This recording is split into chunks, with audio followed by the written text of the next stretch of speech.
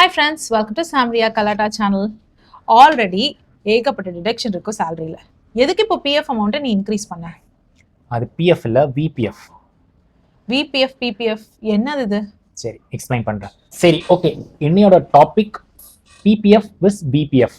ஐ think இது ஏற்கனவே cover பண்ணியிருக்கோம் நம்ம. PPF versus VPF. Okay, so இதோட டிஃபரன்ஸ் என்ன, எதுல ரொம்ப அட்வான்டேஜஸ் இருக்கு, எந்த ப்ராடக்ட்ல வந்து நமக்கு ஹையர் ரிட்டர்ன்ஸ் கிடைக்கும் அப்படின்றத பத்தி பார்க்கலாம். இந்த மாதிரி யூஸ்ஃபுல்லான வீடியோஸ் வேணும்னா எங்க சேனலை மறக்காம சப்ஸ்கிரைப் பண்ணுங்க, பெல் ஐகானையும் தட்டி வச்சுக்கோங்க. ஸோ தட் நாங்கள் வீடியோஸ் போடும்போது உங்களுக்கு நோட்டிஃபிகேஷன் கண்டிப்பா வரும். ஸோ ஃபர்ஸ்ட் பிபிஎஃப்னா என்ன?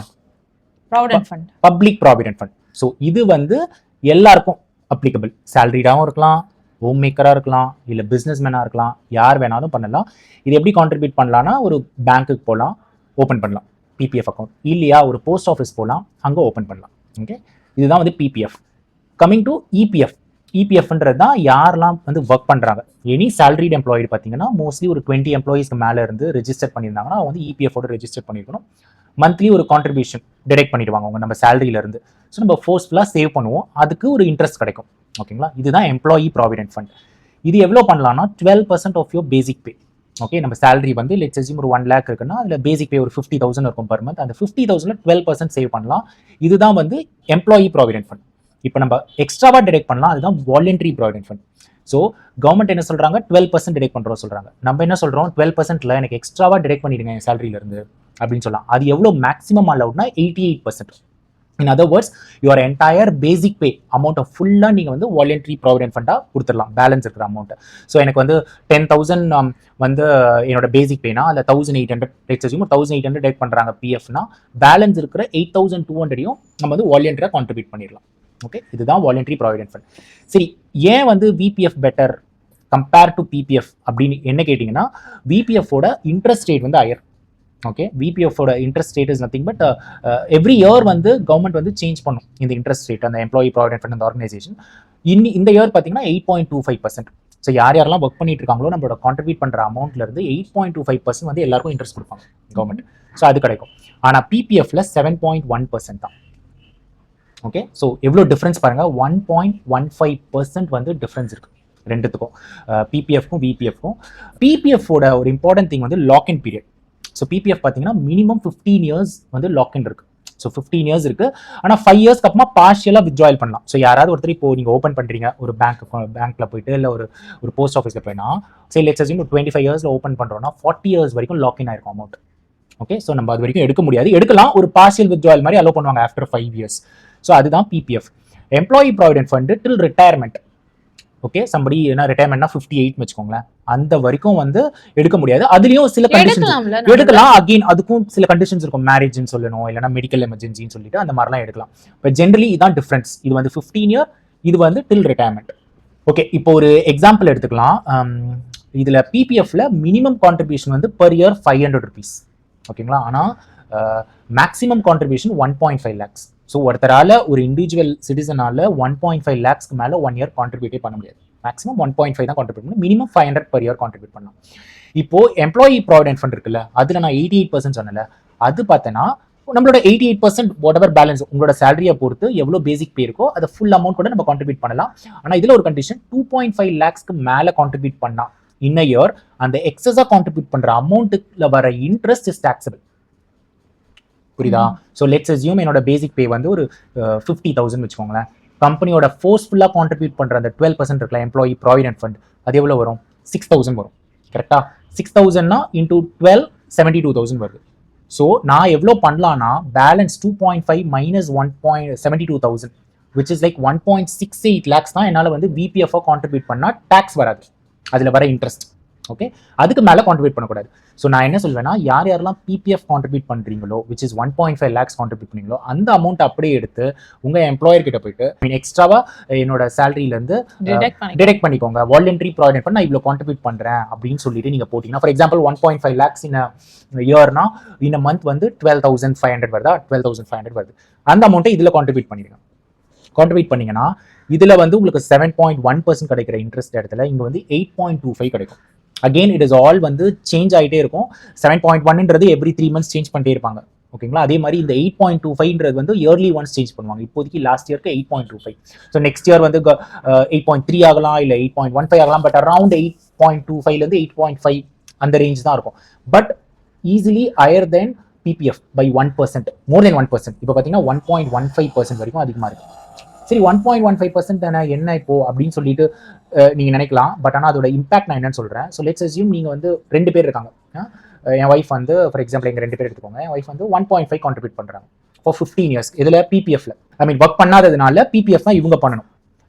ஆனால் எனக்கு வந்து ஆப்ஷன் இருக்கு, எம்ப்ளாயியாக இருக்கனால நான் இதில் கான்ட்ரிபியூட் பண்ணுறேன். லெட்ஸ் அஸ்யூம் 15 இயர்ஸ் நான் இப்படி கான்ட்ரிபியூட் பண்ணேன்னா எனக்கு கிடைக்க போகிற ரிட்டர்ன்ஸ் பார்த்தீங்கன்னா 2 பேரும் எவ்வளோ கான்ட்ரிபியூட் பண்ணியிருப்போம்? 22.5 lakhs கான்ட்ரிபியூட் பண்ணியிருப்போம் 15 இயர்ஸ்க்கு. ஆனால் கிடைக்க போகிற ரிட்டர்ன் ஜஸ்ட் 1% தான் டிஃப்ரென்ஸ் ரிட்டர்ன். பட் ஆனால் இவங்களுக்கு வந்து 40 lakhs கிடைக்கும், எனக்கு 45 lakhs கிடைக்கும்.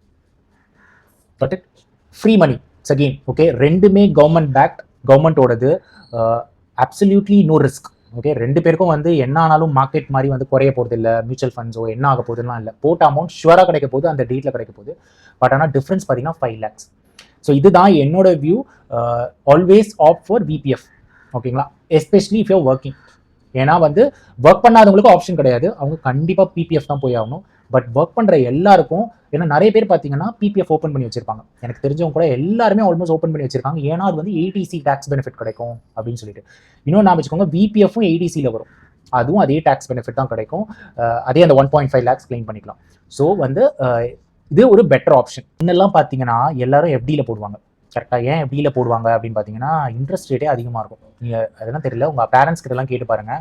அப்போல்லாம் எனக்கு ஞாபகம் இருக்குது, நான் ரொம்ப சின்ன வயசில் இருக்கும்போதெல்லாம் வந்து 12%, 13%லாம் எஃப்டி கொடுத்துருக்கோம். இன்ட்ரெஸ்ட் 13%லாம் ரிட்டர்ன் கொடுத்துருக்கோம். ஸோ அப்போ அது ஒரு பெரிய அமௌண்ட், 13% ரிட்டர்ன்ன்றது. ஸோ எல்லாரும் எஃப்டியில் சேஃபாக போட்டிருக்காங்க. இப்போ ஏன் எல்லாரும் எஃப்டி வேண்டாம் அப்படின்னு சொல்கிறேன்னா, எஃப்டி வந்து இன்ஃப்ளேஷனோட கம்மியாக தான் ரிட்டர்ன் கொடுக்கும். ஒரு 6% இல்லை 7% தான் கொடுக்கும், முன்ன மாதிரிலாம் இல்லை. ஸோ இதே மாதிரி தான் வந்து நான் என்ன சொல்கிறேன்னா, நம்ம முன்னாடி பண்ணாங்க அப்படின்னு சொல்லிட்டு எல்லாரும் பண்ணிகிட்டே இருப்போம். இப்போ இந்த பிபிஎஃப் அப்படி தான். நிறைய பேர் வந்து பிபிஎஃப் போடுறேன் அப்படின்னு சொல்லுவாங்க.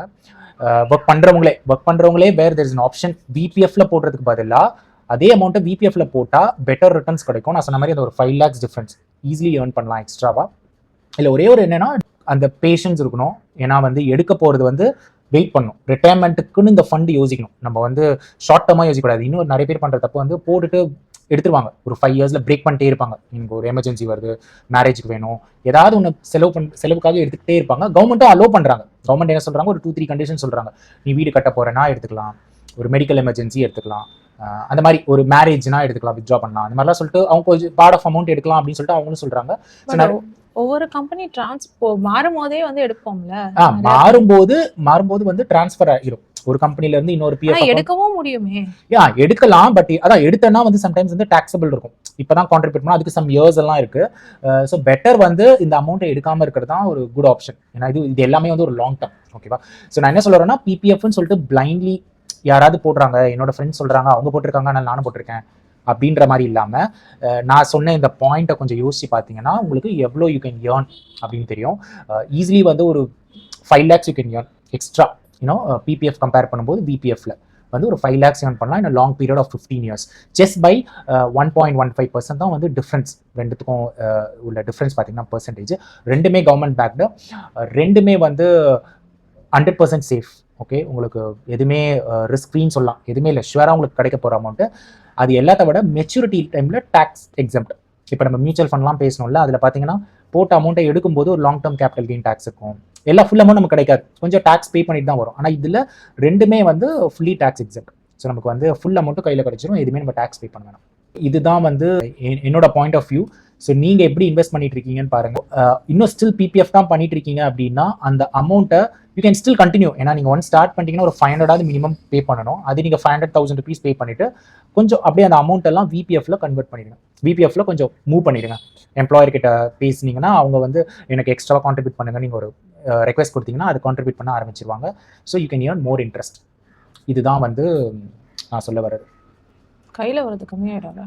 ஆமாம், இது வந்து கையில் வர இன்கம் டேக் ஹோம் கொஞ்சம் கம்மியாகும். பட் இது இன்வெஸ்ட்மெண்ட் தானே, ஸோ கொஞ்சம் அமௌண்ட் வந்து கம்மியாகும். பட் எனிவே இது என்ன சொல்றேன்னா, பிபிஎஃப்ல பண்றீங்க அப்படின்னா அதுக்கு பதிலாக இது ஒரு ஆல்டர்னேட்டிவ்.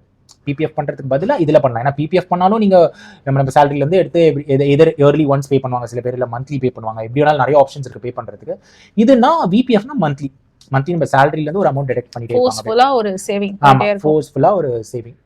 ஏன்னா இது 8.25ன்றது ஆக்சுவலி வெரி குட் ரிட்டர்ன். இப்போ நம்ம மார்க்கெட்லலாம் போட்ட இப்போ மியூச்சுவல் ஃபண்ட்லாம் போட்டோம்னா அதுலேருந்து உங்களுக்கு 12% வந்தால் கூட அது உங்களுக்கு 12% ஆஃப்டர் டேக்ஸ்லாம் போயிட்டு வர ஒரு அமௌண்ட் தான் வரும் 10.5 மாதிரி. So this 8.25 is as good as ஒரு 10.25 10.5 ரிட்டர்ன் மாதிரி. ஏன்னா இதுக்கு டேக்ஸ் கிடையாது, ப்ளஸ் சேஃப். எல்லாமே நம்ம வந்து ஈக்விட்டிலேயே இன்வெஸ்ட் பண்ணக்கூடாது, கொஞ்சம் சேஃபரான இன்வெஸ்ட்மெண்ட் ஆப்ஷன்ஸ்லையும் வந்து நம்ம ப்ராடக்ட்லையும் இன்வெஸ்ட் பண்ணணும். ஸோ இது பார்த்தீங்கன்னா ரொம்ப ஒரு சேஃபான ஆப்ஷன். ஸோ டு சம்மரைஸ் பார்த்தீங்கன்னா PPF is available to every one. ஆனால் விபிஎஃப் வந்து only for salaried employees. Interest rate vary ஆகும். பிபிஎஃப்ல 7.1% தான், வெரஸ் பிபிஎஃப்ல 8.25%. லாக்இன் பீரியட் பார்த்தீங்கன்னா பிபிஎஃப்ல 15 years, இது விபிஎஃப் வந்து லாக்இன் டில் ரிட்டையர்மெண்ட்.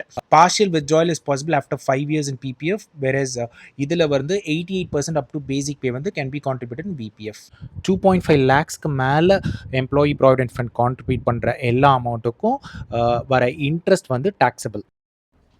ஸோ நீங்க சொல்லுங்க, நீங்க பிபிஎஃப்ல போட்டுட்டு இருக்கீங்களா இல்ல விபிஎஃப்ல போட்டுட்டு இருக்கீங்களான்னு. இந்த மாதிரி யூஸ்ஃபுல்லான கண்டென்ட் வேணும்னா எங்க சேனலை சப்ஸ்கிரைப் பண்ணிக்கோங்க.